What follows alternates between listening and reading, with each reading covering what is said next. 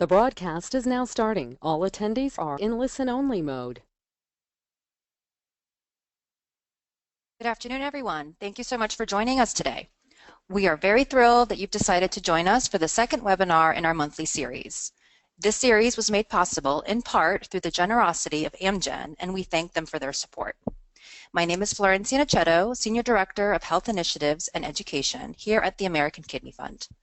Before I turn over the presentation to today's speaker, I'd like to direct your attention to the control panel that you should see on your screens.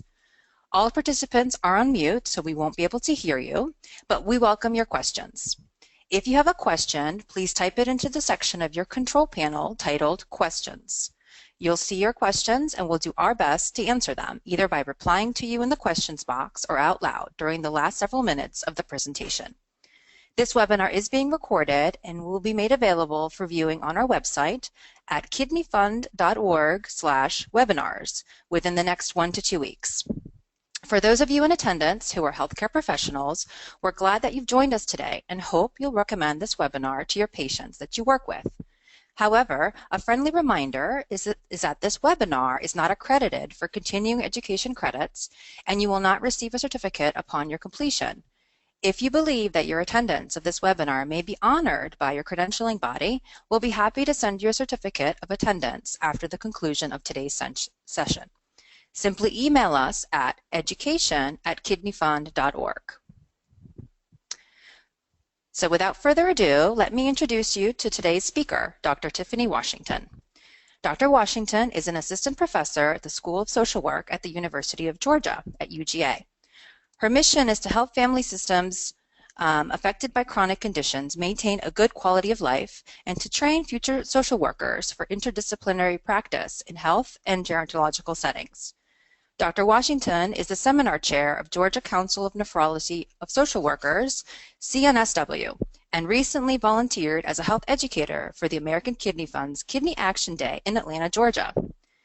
After she completed her PhD at the University of North Carolina at Chapel Hill in 2013, Dr. Washington joined the UGA faculty, where she teaches medical social work practice with older adults, and grief and loss. Her research interests include aging, chronic disease, and health disparities. Specifically, she examines factors that help and hinder successful disease self-management in persons living with chronic conditions and is interested in designing and testing age and culturally appropriate disease self-management interventions to improve patient health outcomes. Thank you, Dr. Washington, for joining us. Greetings, participants, and thank you to the American Kidney Fund for inviting me to offer this webinar, The Emotional Impact of Chronic Kidney Disease. I gave it this title, Living with Chronic Kidney Disease, the ups, downs, and all arounds, because I think of the emotional roller coaster analogy, which we've all heard, right? But what are characteristics of a roller coaster? What do we know about it? Well, a roller coaster has its lift chain, which carries the train up the hill to an elevated point. So then you get to the crest of the hill, and suddenly, and as you're going up the hill, it's steady, it's controlled, and there's anticipation of what's to come. And you get to the crest of that hill, then all of a sudden you're spiraling down, twisting and turning, and you're moving at a high speed. So on our roller coaster ride today, I will spend the next 35 minutes or so defining quality of life, discussing emotional challenges in living with chronic kidney disease, and we'll end with a discussion about resources, tips, and techniques for managing the emotional challenges of living with chronic kidney disease. Now, I understand that it's not always easy to discuss these emotional challenges that you may be experiencing, but in discussing it, I hope to help you identify your own difficulties and empower you to seek resources to address them.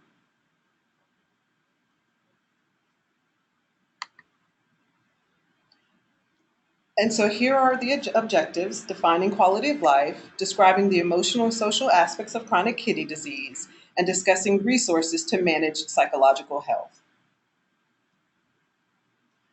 So here's where I would like to start. Let's define this thing called quality of life. Quality of life, or sometimes it's referred to as health-related quality of life when thinking about living with a chronic condition, is a broad concept that reflects your rating of your general well-being. So what is general well-being? Well, it's affected by four areas of our life: our physical health, our emotional health, our mental health, and also our social connectedness. Again, for people living with a chronic condition such as kidney disease, oftentimes our health status is what drives our rating of our quality of life. So, in general, living with kidney disease may affect your quality of life. And in a few minutes, I'm going to give you an opportunity to rate your own quality of life after we spend some time elaborating on these four areas. So let's start with physical health. The quality of life rating that you may relate, life rating that you assign to your physical health may relate to your perception of your physical burden of kidney disease. Burden includes your ideas about how much the chronic kidney disease gets in the way of daily living or perhaps even feels restrictive. So, this may include interfering with activities such as caring for yourself with minimal to no assistance, or driving, cleaning your home or other housework, shopping, preparing meals, or even managing medications.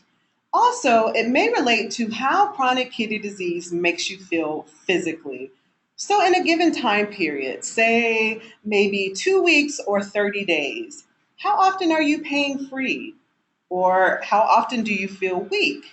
Or how well are you eating, sleeping, or able to engage in physical activity? So that's physical health. Then there's emotional health. Here, you may think about how the daily management of chronic kidney disease, or even the daily tasks you must undertake to live with chronic kidney disease, interferes with your daily life, thus evoking feelings of anger or frustration, sadness, fear, or even worry. So, for example, someone whose ability to care for himself or herself is reduced as a result of the kidney disease, then that person may feel some level of frustration or anger.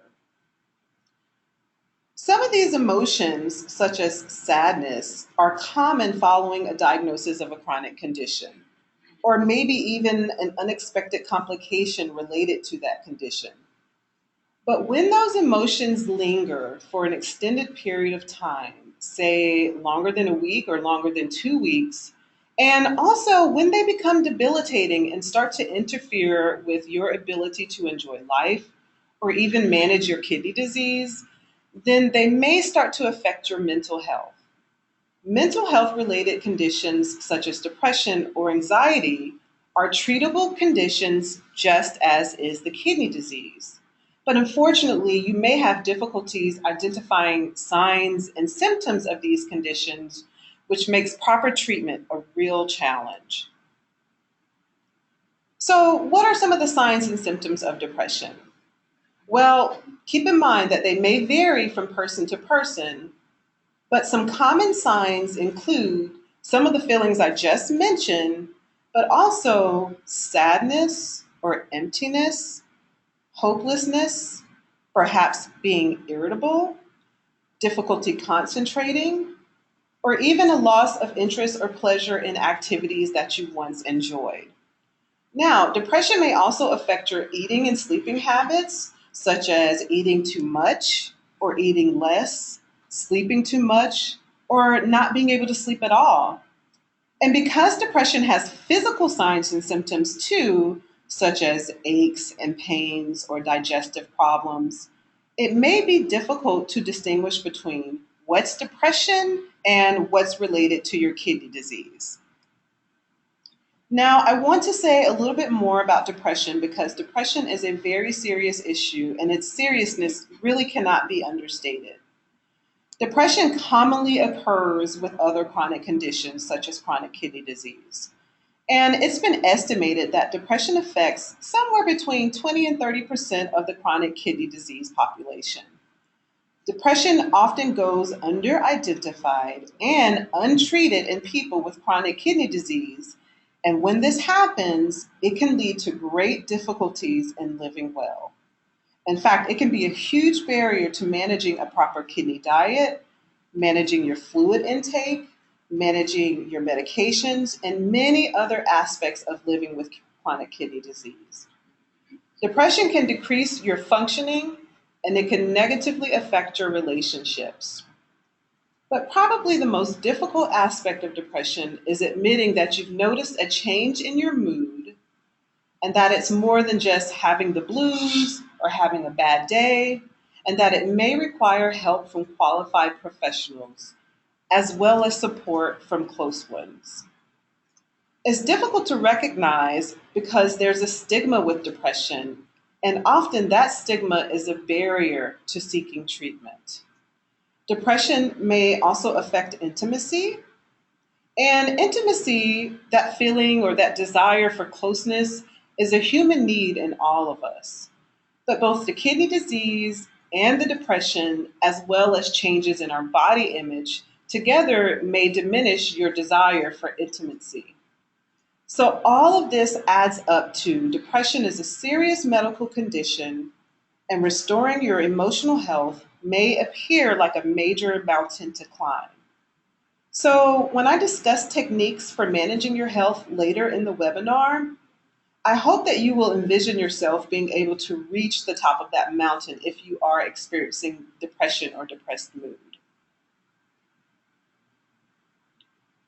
Sometimes you may feel anxious about managing your kidney disease. So, for example, you may feel anxious about starting a new treatment or having to make major adjustments to your diet. And I've seen this happen. For instance, someone with an early stage of kidney disease who later progresses to stage 5, feeling anxious about starting dialysis. And so understand that occasional anxiety may occur, but when anxiety does not go away and when it worsens over time, then you could be at risk for an anxiety disorder. And as I said with depression, anxiety is a treatable medical condition. So here are some things to look for. They include restlessness or a feeling of being like on edge, also being easily fatigued, irritable, having difficulties controlling like the worry, or sleep problems. And just as in depression, there are also physical symptoms too. So muscle tension may occur with anxiety. Another emotional aspect of living with chronic kidney disease that's very important to discuss is grief. People living with chronic kidney disease may experience multiple losses, and then you grieve those losses because they're aspects of your life that you value and are important to you. You may grieve the loss of your kidneys and their functioning. Other associated losses may include financial losses due to changes in employment status, loss of independence. So maybe your ability to engage in activities of daily living has diminished and now you require assistance. Also, loss of freedom in what you can eat or drink. Then there's a loss of functioning or a feeling that, your health is declining physically. And a loss of a previous life role. So, for example, perhaps you're transitioning from the role of a caregiver to children or other family members into the role of being a care recipient yourself. And our quality of life is also tied to our social connectedness. Social connectedness refers to both the level and the quality of contact or interactions we have with people in our social networks. So, social supports. You have primary social supports that include friends, family members, caregivers, or even neighbors can be a social support for us. Secondary social supports include, so for example, say a community center you enjoy visiting, or a civic club that you belong to, or even a faith or religious organization, or your workplace. Even your healthcare team can be a part of your social network. Now, when social connectedness is threatened, say by your declining health status or a change in employment status, then the risk of becoming socially isolated increases. Social isolation is a major risk factor for poor health and psychological distress, as well as poor quality of life. In fact, some say the risks of social isolation are on par with other risky health behaviors, such as smoking. And that's why your social network is so important, because not only can they help buffer the risk of social isolation, also they provide instrumental support. So things like transporting you to your medical appointments, helping with household chores, or other daily life activities. Members of your social network can support you emotionally, for example, by being someone to talk to about private matters. Other people who live with chronic kidney disease can provide emotional support too, because there's a shared experience, such as perhaps others in a dialysis facility. Speaking of that shared experience, another example that applies to maybe any young adults or teenagers or preteens who are listening in. I used to volunteer for Kidney Camp in North Carolina years ago when the program was offered. And the camp participants really emotionally and socially benefited from being in a setting where there were other kids and young adults who were experiencing kidney disease too. So staying socially connected is very important because it can positively affect your physical health, your emotional health, and your mental health. And speaking of caregivers who offer various types of support, I have to interject here with a few words about caregiving for a person with chronic kidney disease and the emotional challenges even associated with being a caregiver.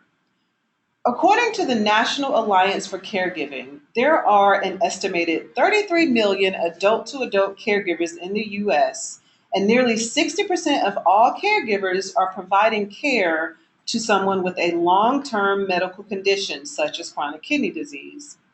On average, caregivers are spending about 24 hours a week providing care, which involves doing activities such as providing transportation to medical appointments, or grocery shopping, or even assisting with medication management. Now, about 38% of caregivers actually report being highly stressed in their caregiving role. So, this means that caregivers are also at risk for emotional distress, but also health burden because many caregivers neglect their own health when they're caring for a loved one. Therefore, caregivers may be able to relate to much of what we discuss on this webinar. And if you are a caregiver, it is very important to find time for self care.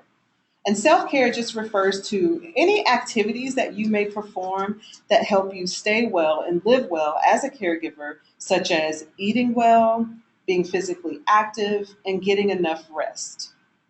You may be able to seek respite support too, which allows you to take a break from your caregiving role. Now, all of this can be difficult to prioritize because the caregiving role itself can be quite demanding.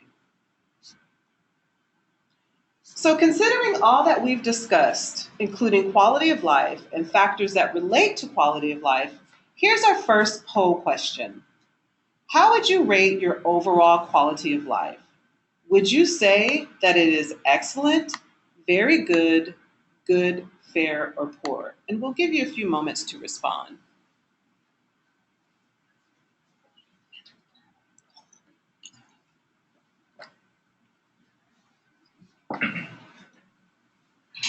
Okay, this is great. So, just to let all of you know what I'm seeing here, we have about 23 to 24% of the participants who are rating it as excellent, followed by about 38% who are saying very good. Only about 8 and 5% are rating it fair and poor, respectively. Most of you are falling in the middle at about 30%, with giving it a rating of good. So I want you to write that down, and if you do have something to write on and write with in front of you, that would be good because we're going to be a little bit interactive as we move forward. So write that down, and we're going to come back to that in a moment. Now, here's our follow-up poll question.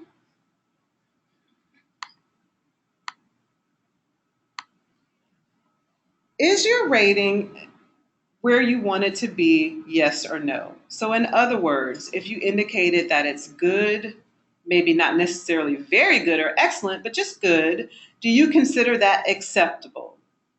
And again, I'll ask you to write that response down and we're going to revisit it later.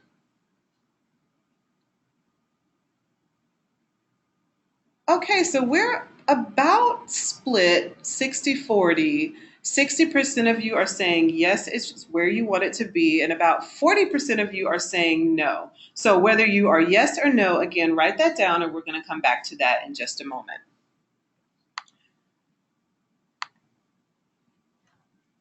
So let's use that to segue to discuss the ups, the resources, the tips, and techniques.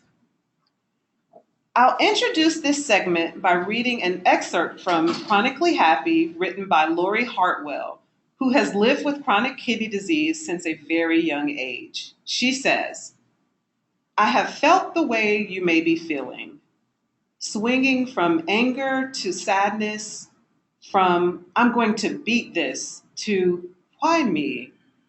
I've been crushed in the vice grip, battling with depression, grief, and hope-shattering medical statistics and prognoses.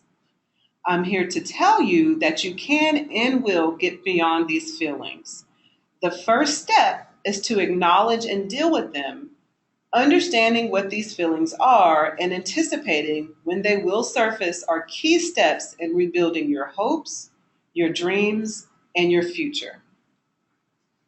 So, toward rebuilding your hopes, your dream, and your futures, the first resource I would like to discuss is the Chronic Kidney Disease Interdisciplinary Team, and it is a valuable resource. And as an aside, before I get into this, depending on where you are in the disease stages, you may or may not have access to one or more of these professionals right now, perhaps at some point, but you may only have access to one or more at the current moment. So our interdisciplinary simply means that the team consists of diverse healthcare professionals from a variety of backgrounds. Team members include your kidney doctor, who's known as your nephrologist, your nurse, your social worker, and your dietitian. And depending on the type of treatment you receive, other members may include a patient care technician, a transplant surgeon, a transplant coordinator, a financial counselor, a pharmacist, and a psychologist. And as I and many of my colleagues like to think about it, at the center of that treatment team is you. And if you choose, the closest person or persons involved in your treatment, such as a caregiver, a family member, a friend, or other helper. So you are a member of that treatment team. And you can really think about this as a team in which each person plays an important role in helping you live well with kidney disease and helping you to overcome some of the emotional challenges. So I'm going to go in detail about just a few of your team members here, starting with your nephrologist. A nephrologist is a kidney doctor who specializes in treating kidney-related conditions, sometimes referred to as a kidney doctor. He or she is responsible for designing your medical treatment plan, depending on your stage of kidney disease, that may include determining the length of time for your dialysis, prescribing medications, and even making initial recommendations for dietary adjustments or physical activity. Also, your nephrologist will monitor your kidney functioning and, if necessary, recommend perhaps having a fistula placed or starting dialysis. Again, if necessary, your nephrologist may refer you to a transplant team to discuss your eligibility for transplant or refer you to the dialysis facility team to discuss what to expect when starting dialysis and the different types of treatment available. So for some pre-ESRD education. Dietitians specialize in kidney nutrition, and following what's called a kidney diet is one of the most important aspects of living well with chronic kidney disease. Dietitians are very knowledgeable about not only the typical types of food you should consume or avoid, but also their nutritional value. He or she may provide meal prep demonstrations or offer samples of a variety of nutritional items. A few minutes ago, I talked about some of the losses experienced by people living with kidney disease. And one of those losses was a loss of independence. Well, that could include a diminished ability to prepare your own meals. So, a dietitian may be able to provide tips and techniques for alternative ways of preparing your meals and perhaps even provide education to a caregiver as well. Next, your nephrology nurse coordinates your overall care as prescribed by the physician. He or she may oversee your treatment, train you on proper treatment procedures, or administer your medications during treatment. Nurses who serve on transplant teams will be involved in your workup and testing as part of your overall evaluation. In many cases, your nurse may be your liaison between yourself and the medical team. He or she may be listed as your point of contact. So, for example, if you're doing a home treatment. So, it's not at all uncommon for other members of the treatment team to be notified by the nurse of any challenges you may encounter, including emotional challenges. Now, I'd be remiss not to mention that this is especially true with the patient care staff or patient care technicians. So, in a dialysis facility, for example, patient care technicians oftentimes have the most interaction with people receiving treatment because they're on the floor the entire time you're there. So there's a rapport that you build with that person, and you may feel comfortable mentioning a particular challenge that you've encountered. In fact, I can recall on many occasions the moment I walked into the facility, it was a patient care technician who would come to me and say, so for example, Mr. Smith is noticeably depressed or in a depressed mood today. That's not like him, and he's asked to speak with you. Or would you mind spending some time talking to him today? And that brings me to the role of the social worker. Now, I spent the first 15 minutes or so on this webinar discussing some of the emotional threats to a good quality of life with kidney disease. Well, it's your social worker who is trained to be responsive to your psychosocial needs. That word psychosocial represents the intersection of our emotional or psychological selves with our social selves. Social workers are important members of the interdisciplinary treatment team because they take a person-centered approach to helping you meet your fullest potential emotionally and socially, as well as vocationally and physically. Social workers provide a number of services to help you manage your whole selves, which includes your emotional health, such as counseling, case management, crisis intervention, education about treatment options, and locating and accessing community resources, and also resolving any management challenges. So speaking of quality of life, your social worker is concerned with helping you reach and maintain what you consider to be an acceptable quality of life. In fact, social workers in dialysis facilities are assessing quality of life ongoing. So I told you we'd come back to those poll questions. You gave yourself a quality of life rating. Whether you rated it high or low, the social worker can help you maintain or reach what's an acceptable quality of life for yourself, what you deem acceptable.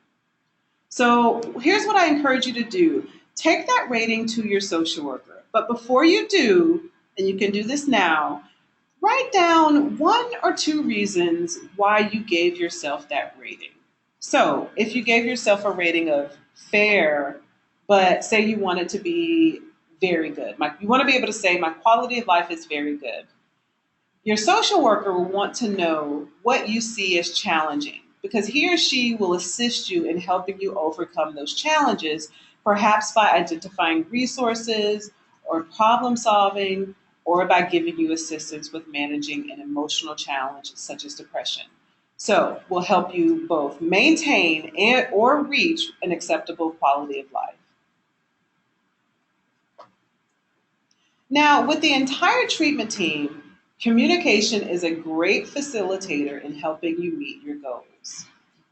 One technique that you may use when meeting with your treatment team, whether it's the social worker or the physician or anyone else, is to prepare a list of questions in advance. So how many of us have gone to the doctor's office and we leave only to think, oh gosh, I intended to ask this question or that question and we didn't. So your list of questions may include questions about your treatment or questions about your medications or even questions about a symptom that you're experiencing that you may suspect may be related to depression or anxiety. This list is especially useful before your monthly or annual care plan meeting because you'll have time to discuss your concerns in detail and the entire treatment team will be present.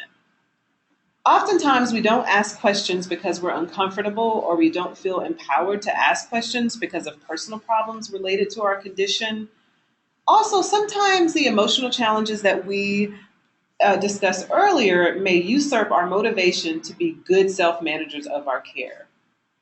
So, self management, what is that term? It simply means being actively involved in our care. And making a list of questions is actually one way to do that. When you're preparing your questions, do your best to avoid closed ended questions. So, try to use open ended questions because they can really elicit rich responses. So, for example, if you're interested in a transplant workup, here's one example. Instead of asking, am I a candidate for transplant? Perhaps you can ask, how can I become a candidate for transplant? Because from that, even if it is a yes, you'll hear perhaps you're already doing the right things, and here are some additional things you may consider. So that is much more rich and also encouraging and detailed than receiving just a simple yes.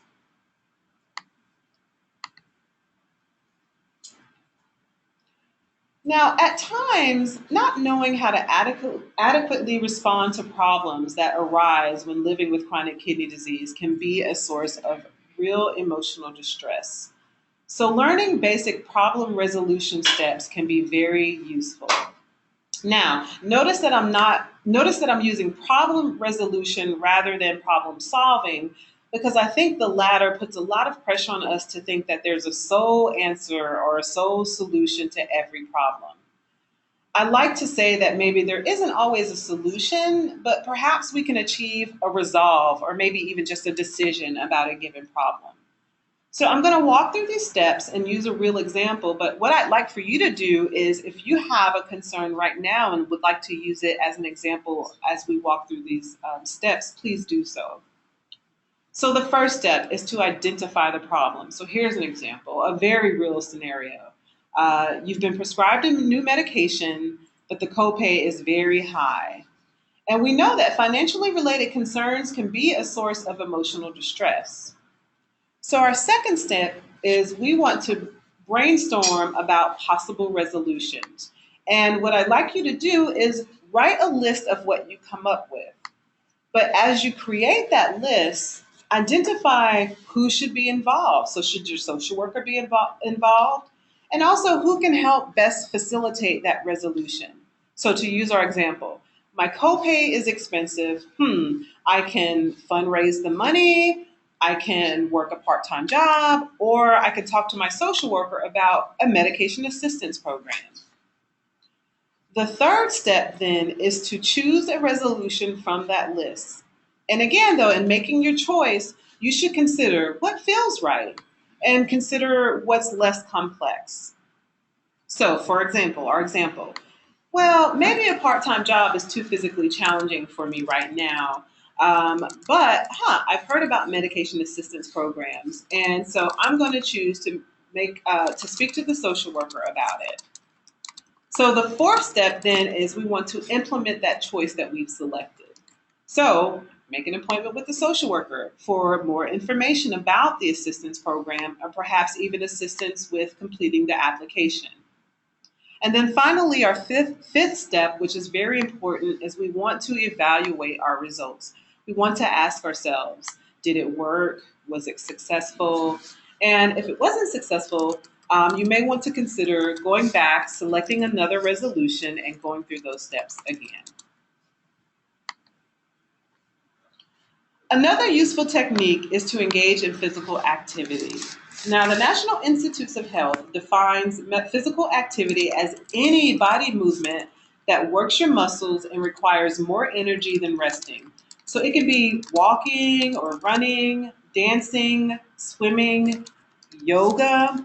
Also, cleaning and gardening are a few examples of physical activity. And there's an abundance of scientific support for the positive relationship between physical activity and emotional health. Of course, you want to consult your doctor before beginning any physical activity routine, especially in light of the kidney disease, because your doctor may design a routine that's individually tailored to your specific needs. And some questions you may want to ask your doctor include, how long should I move? How many days per week should I move?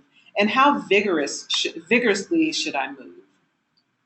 As you start your routine, you may consider recruiting a buddy too. Buddies can be very helpful. And also write down your own activity goals for yourself. Speaking of goals, goal setting is yet another tool to have in your kidney disease toolbox. There are numerous acronyms for goal setting, and one of the most popular, which you've probably heard before, are SMART goals. When developing a SMART goal, you want to be specific, you want to be measurable, you want it to be attainable, so something we can actually achieve, realistic, and also time-oriented. So here, consider this example. Saying, I am going to do more physical activity. And of course, we've all said that before, right? I'm going to do more physical activity versus I am going to work in my garden on my days off from dialysis on Tuesdays and Thursdays at 10 o'clock a.m. for 30 minutes. Now, I noticed that's very detailed, but notice how the second example has all of those components of a SMART goal. So just saying I'm going to do more physical activity isn't really specific, and there's also no specific time for the activity. So when you develop your SMART goal, make sure that you write it down and post it in a visible location where you can see it every day, maybe your refrigerator, or sometimes what I do, I post mine on my door so that I can see it as I'm leaving for the day. Now, mindfulness exercises. So 16 years ago, when I was in training to become a social worker, one of the first things I was taught was the connection between our thoughts and our health. Negative thoughts, for example, can trigger changes in our heart rate and our breathing.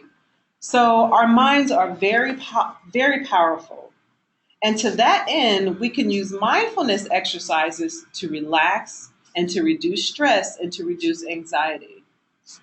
Mindfulness exercises are one way to do this. Mindfulness can be learned, and you can practice these exercises throughout the day in small chunks of time. So say 3 minutes to 5 minutes. Mindfulness exercises allow us to become more attuned to the powerful connection between our bodies and our minds. So there I am at the beach, gazing at the ocean, perhaps engaging in some mindfulness. You may find mindfulness a useful technique to relax your body and calm your mind in the midst of the ups and downs of living with or caring for others who live with chronic kidney disease. So as a demonstration, I would like to walk you through a very brief mindfulness exercise. So if you are in a safe space right now, and if you're not driving, and only if you choose to, I invite you to participate in this demonstration. And I'd like to stress that this is for demonstration purposes only, and certainly you should talk to your doctor about your capacity to participate in such activities. For example, if you've experienced significant trauma. So this is a simple breathing exercises that will help you train your minds for deep awareness. It was authored actually by one of our very bright doctoral students at the University of Georgia School of Social Work, who is also a very skilled social work clinician. Her name is Tracy Adams Topo. All right, let's begin. Find a comfortable sitting place. And now you're going to notice that I will intentionally speak a little slower as we walk through this exercises. So you're in this exercise. So you're in your comfortable sitting place. Please place both feet firmly on the floor. And rest your hands palms down on your thighs. Notice the sensation of your body being supported by the chair. Try and align your head gently and naturally over your shoulders and allow your spine to be erect and gently aligned with your sit bones. You may close your eyes or you may direct your gaze to a focal point. Let go of any thoughts that you may carry with you right now. Any anxieties, worries, to-do lists, any judgments. At any point you notice your thoughts beginning to wander, just gently bring your awareness back to your breath. Allow your thoughts to float away, knowing that you can return to them at a later time if you wish. Let's draw our attention to our breath. Try not to control your breath. Just breathe normally as you would, breathing in through your nose and out through your mouth.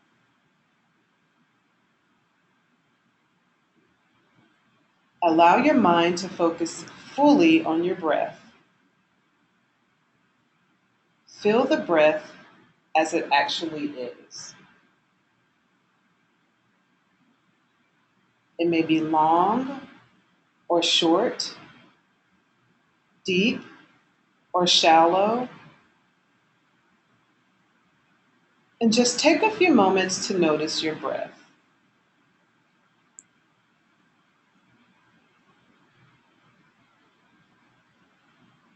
Notice each in-breath.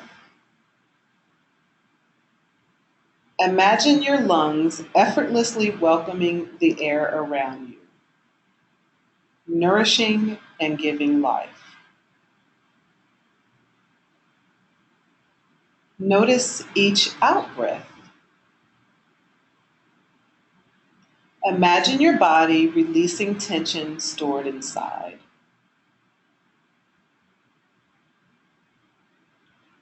Try to locate where your body wishes to release tension. Is it your legs, your abdomen, your chest, your shoulders, head, any place you feel tension or heaviness? Breathe into that place, concentrating on each breath. You may repeat in your mind, breathing in, I know that I can live well with my condition. Breathing out, I know that I can live well with my condition. Continue to focus your attention on your breath. Release any thoughts, release any judgments, and just experience your breath as it is, nourishing your body. Take 3 more in and 3 more out breaths. In through your nose and out through your mouth.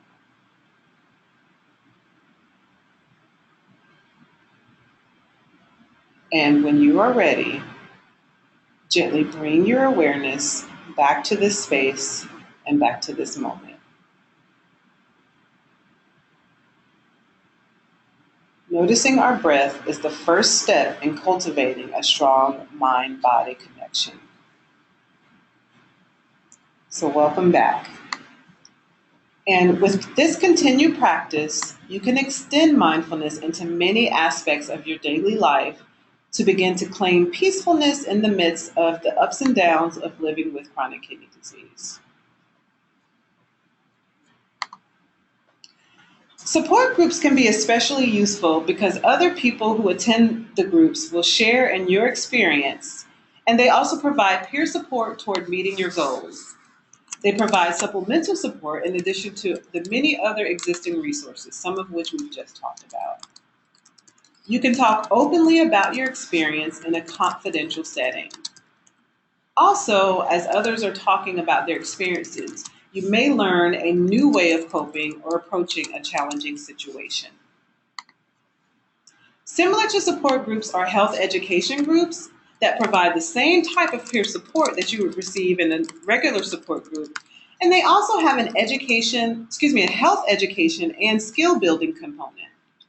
A health education group will teach about health topics related to diet or medication management or exercise, and will teach skills about these topics as well. So because of the mind-body connection that we just explored in our mindfulness exercise, health education groups also attend to dealing with difficult emotions. So one example is the Chronic Disease Self-Management Program, and it's a health promotion workshop that's offered 2.5 hours once a week for 6 weeks. People with a variety of health problems, so not just kidney disease, other health conditions as well, attend these workshops together. And the rationale for this is that people living with chronic conditions across the board experience some of the same concerns.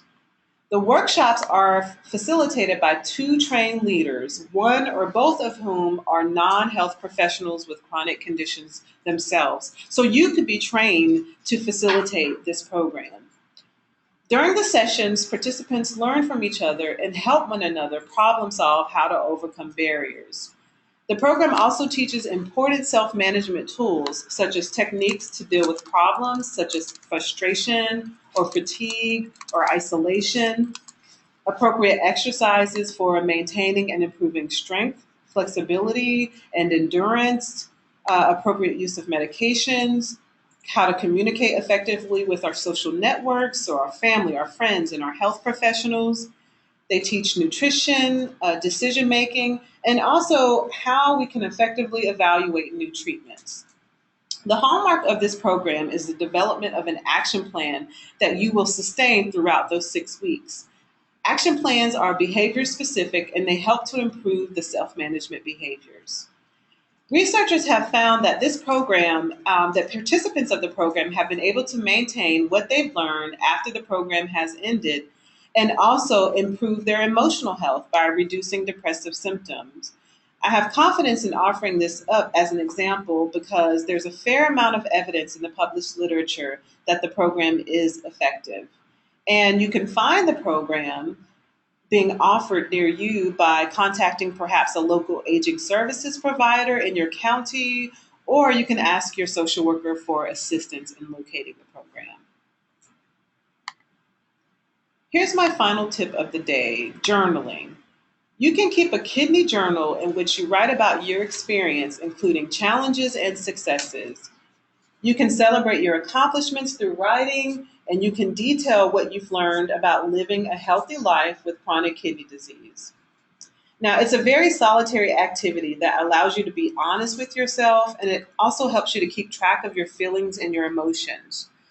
One of the most useful aspects of journaling is reflection. Through journaling, you can always go back to various moments of your experience and reflect on everything I just mentioned and share those reflections with your social network if you choose or with your social worker. Because journaling is such a solitary activity, you may choose to couple it with a faith or spiritual practice such as prayer or meditation. In my own work, I've asked people on dialysis about things that help them manage well. So to use our roller coaster analogy, when you find yourself spiraling all around, what do you do to get that train back to the station? And across the board, one of the top responses has been faith practices such as prayer and meditation. So I brought them up because they can be coupled very nicely with journaling.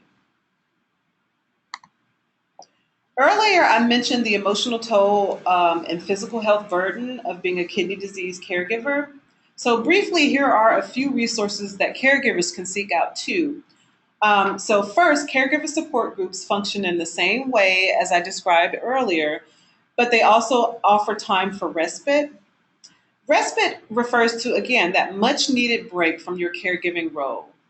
Respite can also allow you to engage in self-care activities, which can be anything from working in your garden to taking an afternoon nap to reading a book. Also, there are numerous websites that offer a wealth of education about caregiving and may list additional resources as well, such as the Family Caregiver Alliance or the Rosalind Carter Institute for Caregiving. All right, here's our final poll question for the day. Which resources, tips, or techniques are you most likely to use moving forward? Utilize your treatment team, prepare a list of questions in advance, problem resolution steps, physical activity, goal setting, our mindfulness exercises and journaling, or attend support groups or health education groups? Okay, great. It looks like we have about 40 to 50% or more just about on all of the activities, including problem resolution and goal setting, physical activity. 56% of you say you'll do more physical activity. I am very pleased to see that so many of you are open to more of the mindfulness and journaling exercises, and over half of you are also interested in support groups and health education groups. So that's great to see. Wonderful. So we will end today's seminar by quickly summarizing a few points. Here we go. So first, determine your goal for your quality of life for living with chronic kidney disease and seek support in reaching your goal. You can reach out to your social worker or close ones or other team members. Second, emotional challenges such as anxiety and depression are treatable conditions too. Third, you are at the center of your treatment team. It's very important for you to know that your input matters because you are a member of that team. And fourth, for the caregivers, your role can be challenging, so remember it's important to engage in self-care. And finally, of all of the tips that we've discussed today and all the techniques, I encourage you to decide what works best for you and what may not. In closing, as you ride the kidney disease emotional roller coaster, remember that after all of the ups, downs, loops, twists, the roller coaster eventually makes its way back to the station where you can exit peacefully. Thank you. Thank you again, Dr. Washington, for joining us and leading such an excellent and very informative webinar. At this time, I'll ask our speaker to answer a few questions that we've received over the course of the webinar. So we actually received two really good ones about depression and anxiety that are very much linked. So the first one is, it can sometimes be difficult to talk to my doctor about my depression and anxiety. What tips do you have for bringing it up in conversation during my appointments if my doctor doesn't ask me? And the second one is kind of the reverse, which is my doctor doesn't listen to my concerns about depression. What can I do? Very good questions. So one tip is, again, thinking about preparing that list of questions in advance and going in with those questions so that you can make sure that you do feel more empowered to bring it up. And you can't just talk about maybe just saying, I'm experiencing these symptoms. I'm feeling restless. I'm feeling, I'm sadness, hopelessness. And let that be sort of a bridge to discussing or bringing up the depression. And then the second question, which was related to like if they're able to bring it up to conversation, but the doctor may not necessarily engage with them. So if you bring it up and you don't feel like your physician is engaging around that discussion, again, just remember that there are other members of that treatment team who really are trained to be able to be more responsive, such as your social worker. If you have concerns about the depression, but it's not really being discussed with your doctor, then perhaps utilizing another treatment team member. Or you can just again, feeling empowered to have that conversation and bringing it up and asking your doctor, well, is there a possibility to be referred to maybe a psychologist or a social worker? What treatment options may be available to me? Which is actually a perfect segue to the next question, which is related to the treatment team. So, since having a good treatment team is an important tool for managing the quality of life, what would you recommend if someone is having communication challenges with someone on that team? Another very good question. To overcoming, communication is such an important tool in being able to engage with your treatment team. And if you are having communication challenges, you can perhaps bring an advocate maybe in that space with you. Maybe it can be a family member or a loved one, or your social worker is also an advocate as well. And your social worker can help advocate on your behalf to help you be more empowered during those moments if you're not communicating effectively. Another tool that you can use are I statements, which you've probably heard before. So I feel challenged when. The I statement is starting off with I, followed by a feeling or emotion. You know, I feel challenged when blank. And so you may use that technique as well to overcome those communication challenges. Great. And our Our last last question question is, is, where where can can we we get get information on getting trained for the Chronic Disease Self-Management Program? That's a great question, and I almost anticipated having that question because it's such a useful program. The website, so the program was developed at Stanford University, and the website is patienteducation.stanford.edu. I'll say that again, patienteducation.stanford, STANFORD.edu. And you'll find a wealth of resources on that website about this program, the Chronic Kidney Disease Self-Management, the Chronic Disease Self-Management Program. Another website is the National Council on Aging, NCOA.org, and there's information on their website about it as well. Keep in mind that each state tends to give this program a different name in rolling it out. So it may not be called Chronic Disease Self-Management Program in your state, but you should be able to figure out where the program is being offered in your state. And of course, ask your social worker if you're having difficulties. Thank you again, Dr. Washington.